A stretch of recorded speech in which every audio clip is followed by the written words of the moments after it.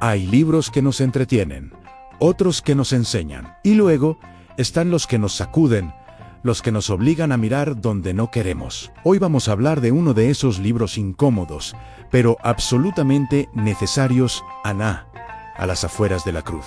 Este no es un libro sobre creencias exóticas o religiones lejanas. Es un libro sobre España, sobre nuestros barrios, sobre familias que podrían ser las nuestras, y sobre cómo, a veces, la búsqueda de la fe puede terminar en una trampa. Lo primero que quiero dejar claro es que este libro no ataca la fe. Al contrario, la defiende del abuso. No cuestiona la espiritualidad, sino la manipulación ejercida en nombre de Dios. A las afueras de la cruz es una investigación profunda que se sumerge en el fenómeno de las sectas de origen cristiano en España, y lo hace desde una perspectiva sociológica, psicológica y legal. Una de las ideas más potentes que plantea el autor es que muchas de estas organizaciones destructivas no se presentan como lo que son. No verás un cartel que diga «Bienvenido a la secta». Se disfrazan de comunidades religiosas, de grupos de estudio bíblico, de movimientos de renovación espiritual. Esa apariencia de normalidad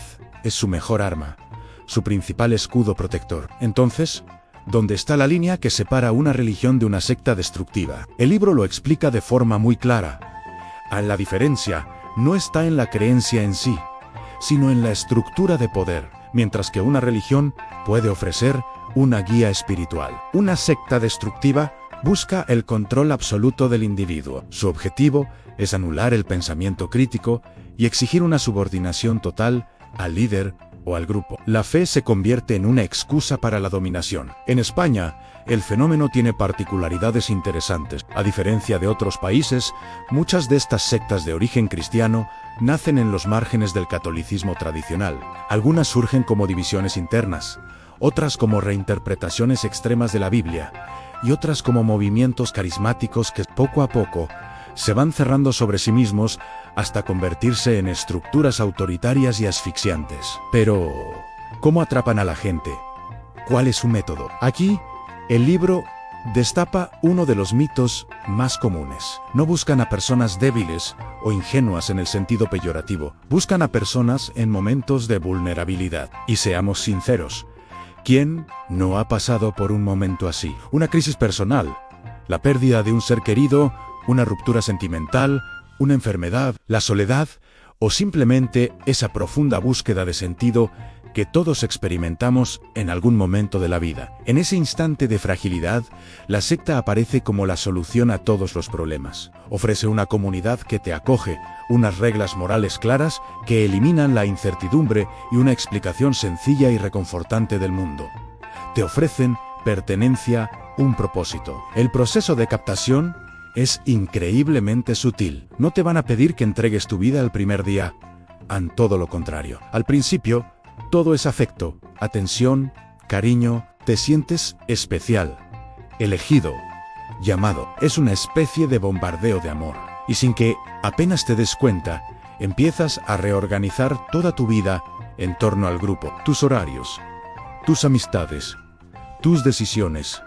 Todo empieza a girar en esa órbita. El control psicológico se va instalando de manera gradual. Empiezan a limitar tu acceso a información externa. Cualquier crítica, venga de donde venga, se descalifica como un ataque del demonio, como una prueba que Dios pone en tu camino para fortalecer tu fe. Se crea una división radical entre nosotros, los de dentro, los salvados, y ellos, los de fuera, el mundo perdido y pecador. Tu propia familia, tus amigos de toda la vida, de repente son vistos como obstáculos para tu crecimiento espiritual, como influencias negativas que te alejan de la verdad. En el centro de todo esto se encuentra la figura del líder. Puede ser un pastor, un profeta, un apóstol, un guía espiritual. El título no importa. Lo que importa es que su autoridad es absoluta e incuestionable. Su palabra se presenta como la palabra de Dios.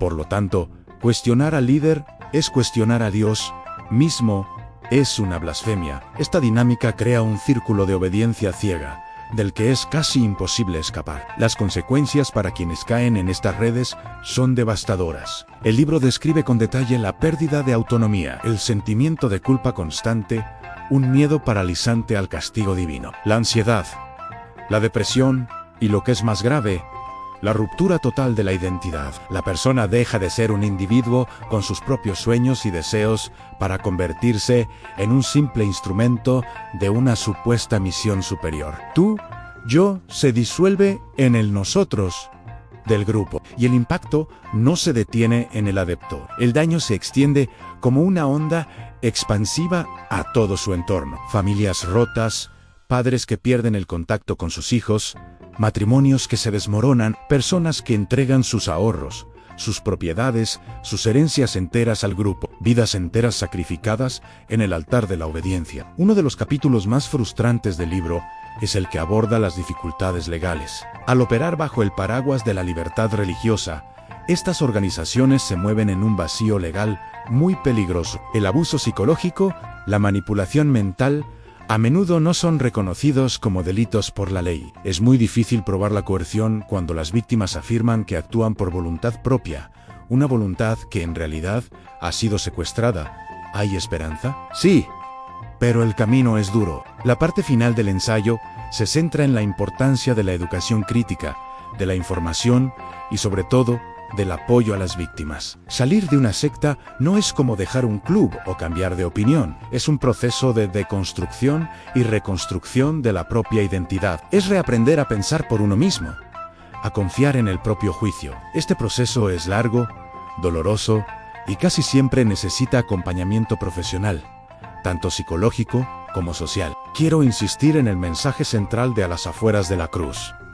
Este libro no demoniza el cristianismo ni ninguna fe. Al contrario, es una defensa de la espiritualidad auténtica frente a su instrumentalización. Muestra cómo las palabras más bellas del diccionario, amor, salvación, comunidad, verdad, pueden ser retorcidas y convertidas en herramientas de control y dominación cuando se anula la libertad individual. Nos deja con una reflexión final que es, a la vez poética y aterradora en el fanatismo.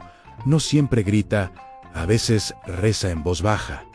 Y esa es quizás su forma más peligrosa. Este libro es una lectura esencial para entender un fenómeno que está más cerca de lo que pensamos. Es una herramienta para protegerse, para proteger a los nuestros y para comprender el sufrimiento de miles de personas atrapadas en estas redes. Si os interesa este tema, de verdad os recomiendo que le echéis un vistazo. Gracias por acompañarme en esta reflexión tan profunda.